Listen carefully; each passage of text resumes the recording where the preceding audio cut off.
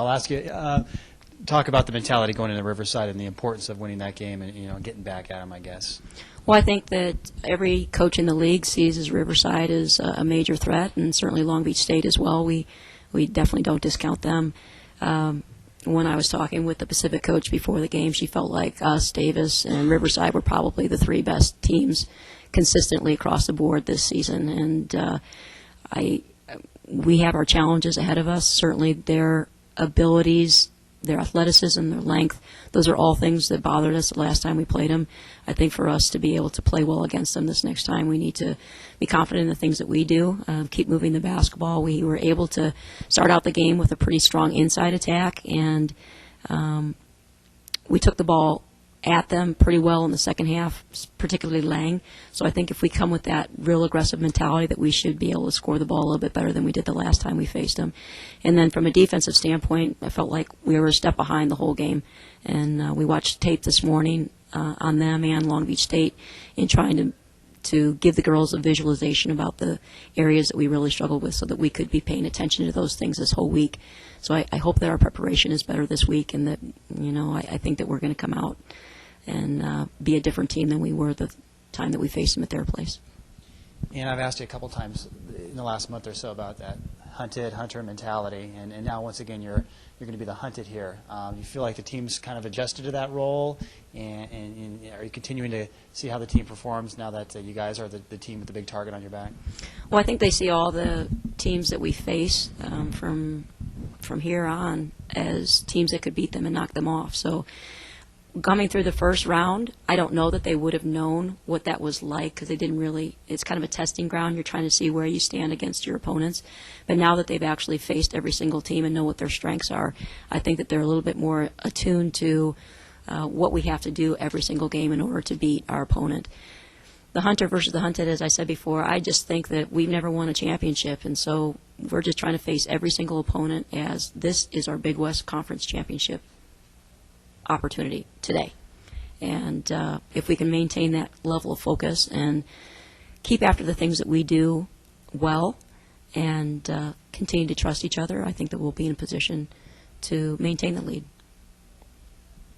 Hey, Coach, don't take offense by this, but that first half of Davis wasn't very good basketball compared to where you guys are now. I mean, considering the last half of Davis and the last game on Saturday, is your team playing its best basketball of the season? And what was the difference between that first half and where you guys are now, which seems completely different? Well, I think the first half against Davis, we were it's kind of like heavyweights testing each other out. You might be dancing around for a couple of rounds before you get some real good swings in.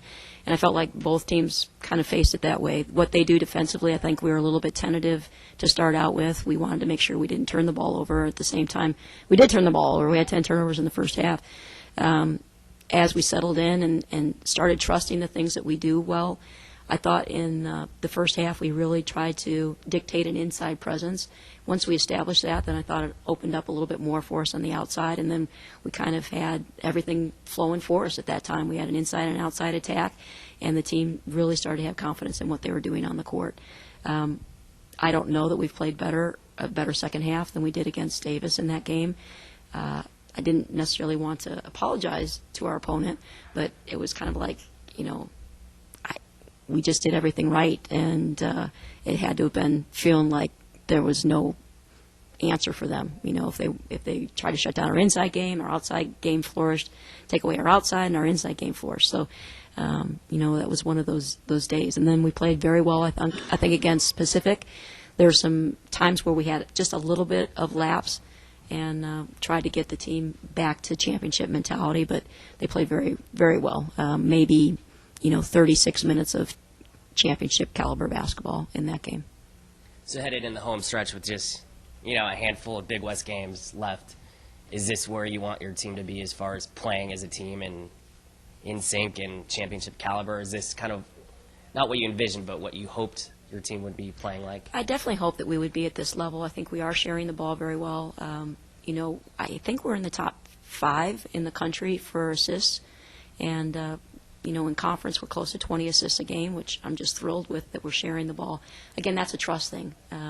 knowing the strengths of each team member, what they do well, when to give them the ball, put them in a position where they can be successful. And so I'm thrilled with that. I think that, there's still some things that we can continue to improve on. So I'm excited about that as a coach, too, that we haven't peaked yet.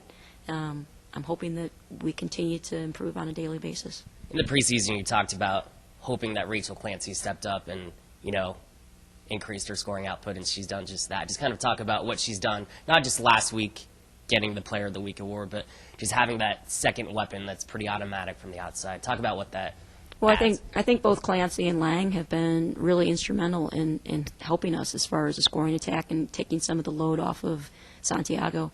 But Rachel's just money. I mean, as I said before to you, she's had this all along in her whole career. She's just deferred that role to other people like Megan and Lisa. And so I've always known that she was capable of putting up big numbers for us. I'm so excited that she's taking on the challenge to help us in that area because we desperately need it. And it's all the other things she's doing too. I mean, she's still in the top 10 in assists as well. I think she's 3.5 a game, as well as being one of our top rebounders. She's in the league leaders for rebounding, as well as her great shooting. I mean, she's doing every single thing that we're asking her to do on the court, and the leadership she's providing is amazing.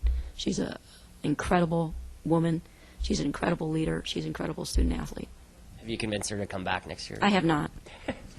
Please, people, help us here. But what a tremendous asset that she's been to our program, and we would love to clone her. There's another Rachel Clancy out there. Give me a call. Thanks, Coach. Mm-hmm.